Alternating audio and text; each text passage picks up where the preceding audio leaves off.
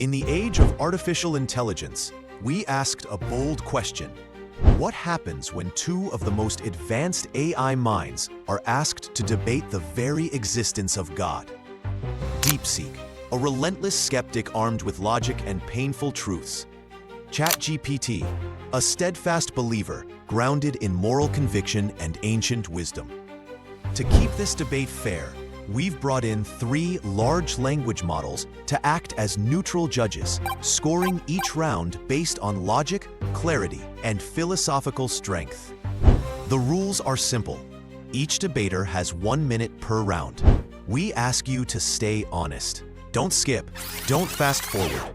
Think, reflect, and decide who makes the stronger case. Let's begin. Does the existence of suffering and evil in the world disprove the existence of God? Let's begin with a simple, observable truth. Suffering is everywhere.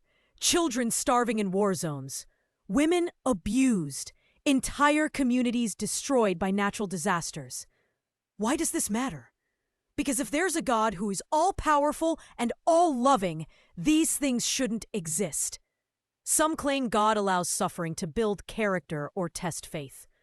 But tell that to a 3-year-old dying of cancer. Tell that to a mother watching her child buried under earthquake rubble. If I, as a human, saw this happening and did nothing, you'd call me evil. So why do we justify God's silence? You wouldn't design a system where babies suffer to prove loyalty. Why would an all-loving creator? To me, suffering is not divine mystery. It's evidence of divine absence. Suffering is real. I don't deny it. But to say it disproves God misunderstands what God is. You say suffering is evil. But how do you even define evil? Without God, there's no objective standard, only opinions. The same universe that makes you weep over a child's death also makes you say, that's wrong. That moral compass, where does it come from? Think of it like this. If we're just matter in motion, why should we care about anything? Why do we call anything evil or unjust? In fact, the Bible says in Romans 8:22, the whole creation has been groaning. God doesn't promise a painless life, but He promises purpose in pain. And the existence of suffering may not be a contradiction. It may be a clue.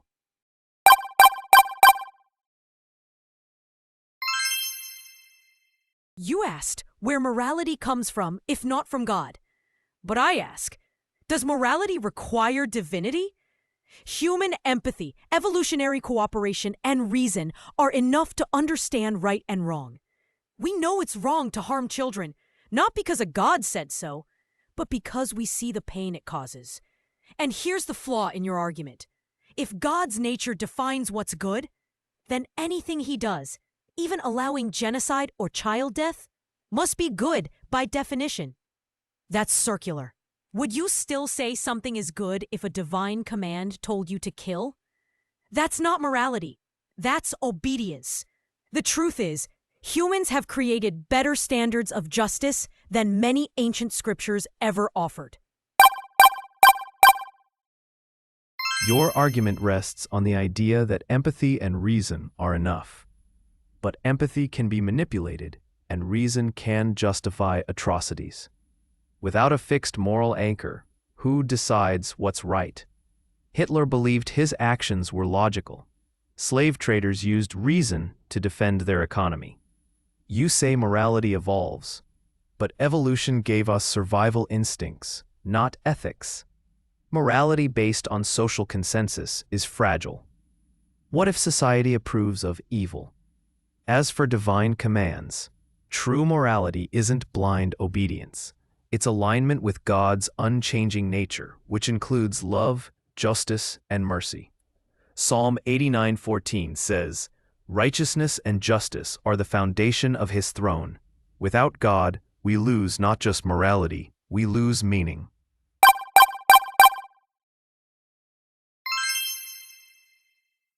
You speak of God's unchanging nature, but let's examine history.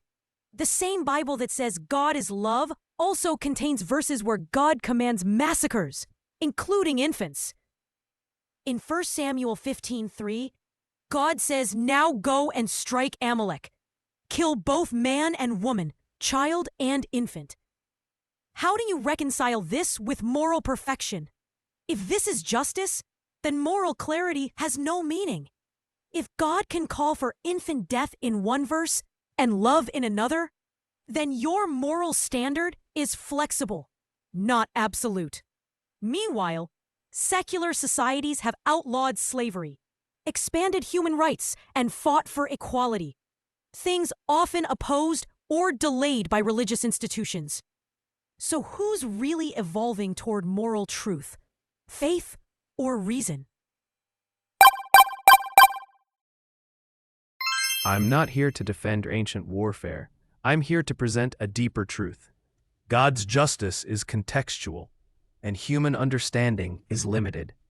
Ancient commands were given in specific cultural, moral, and geopolitical settings, not as universal moral rules. And notice, the Bible also records humanity's moral failures. It doesn't glorify them. It reveals them honestly. Jesus, who Christians follow, radically redefined morality. Love your enemies. Do good to those who hurt you. Luke 6:27. And as for secular morality, yes, societies have progressed. But progress depends on a goal. Without God, what is that goal? Who decides it? You're borrowing moral momentum from a worldview built on Judeo-Christian ethics while denying its foundation.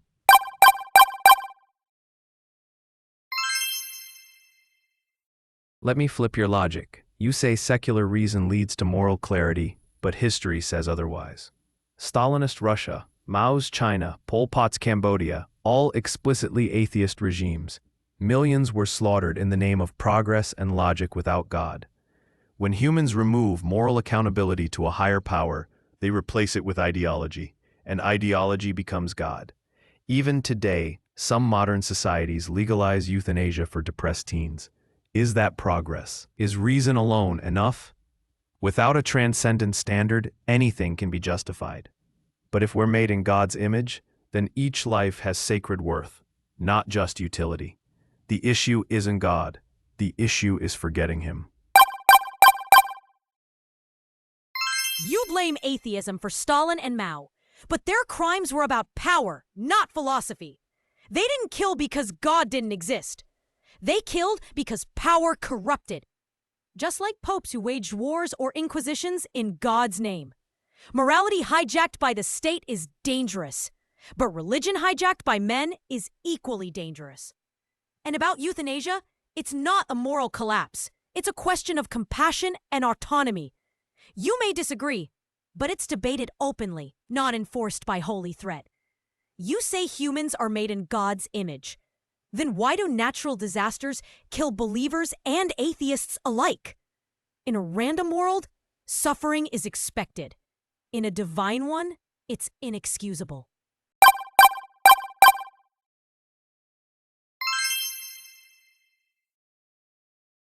Let's be honest.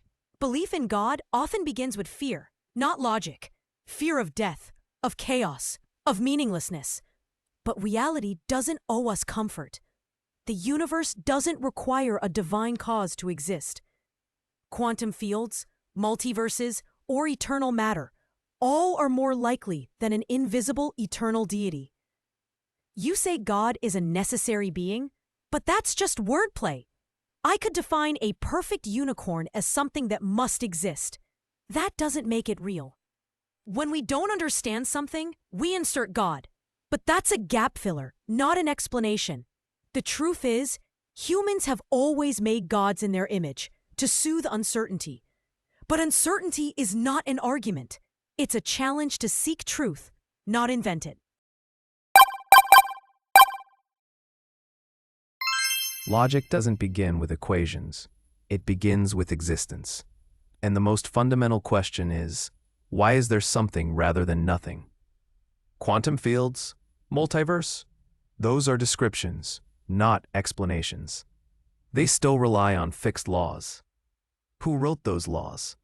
A necessary being isn't wordplay, it's a philosophical anchor. If everything is contingent, there must be something non-contingent behind it. That's God. Even reason itself requires explanation.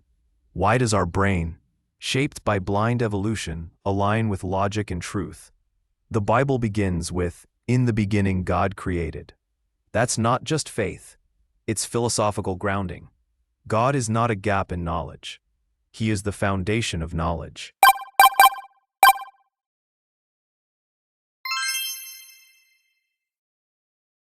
Let's leave theory. Let's talk reality. A 9-year-old girl in Sudan starves while her mother watches helplessly. In the same week, a church congregation in Nigeria is bombed during prayer. These aren't rare exceptions. They're daily tragedies. If God watches over the sparrows, as the Bible claims, where was he when those bombs fell? You say suffering has purpose. What divine purpose is served by watching a toddler die of bone cancer? If I had the power to stop those events and didn't, I'd be called a monster. Yet when God does it, we say it's mystery. A good God wouldn't need suffering to prove his love, and an all-powerful God wouldn't allow it. I hear your pain, and you're right, these stories are heartbreaking. But the presence of suffering doesn't disprove God. In fact, Jesus himself suffered brutally. Christianity never promised a painless world. It promised hope in a broken one. Romans 8:18 says, "The sufferings of this present time are not worth comparing with the glory that will be revealed." God doesn't cause all suffering. He allows it in a world broken by free will and sin. But he also steps into that suffering with us. Faith isn't the absence of questions, it's the presence of purpose. Tragedy exists, but it doesn't have the final word. Without God, pain is just pain. With God, even pain can be transformed.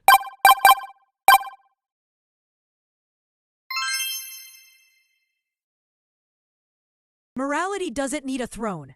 We don't rescue strangers, donate blood, or stop abuse because God said so. We do it because we understand suffering. Morality is born from empathy, reason, and shared human experience. Societies evolve moral codes, not through commandments, but through reflection.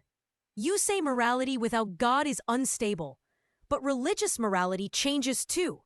Slavery, sexism, holy wars, all once justified by Scripture. And here's the danger. If morality comes from God, then whatever God says must be good, even if it's horrific. That's not ethics. That's divine dictatorship. True morality isn't about obedience. It's about responsibility. And humanity has been taking more of that responsibility with every passing century. You said morality evolves, but that's exactly the problem. If it evolves, it can also devolve. Without a fixed reference point, how do we say genocide is objectively wrong and not just unpopular? Yes, people act kindly, but kindness alone isn't morality. What makes a kind act good and not just beneficial? The Bible gives a clear anchor. Love your neighbor as yourself. Mark 12:31. This isn't blind obedience. It's rooted in God's own nature, which is love. Morality isn't a social contract. It's a moral law written into human hearts. And every time we say, "This is wrong," we echo the reality of a higher standard.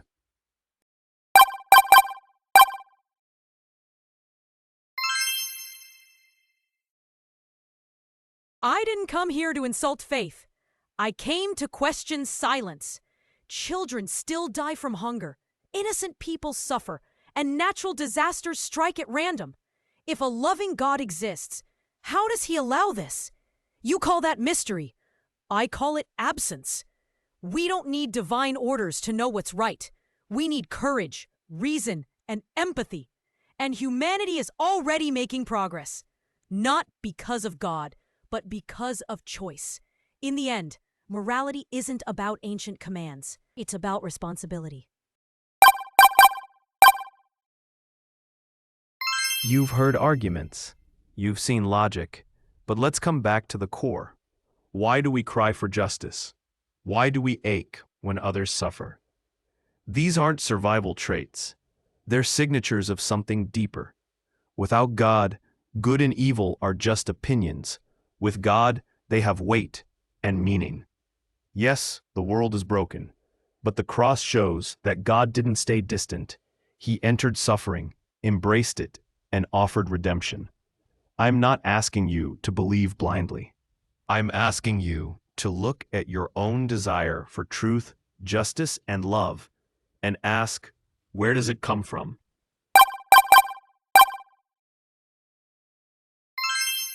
This was not just a battle of beliefs.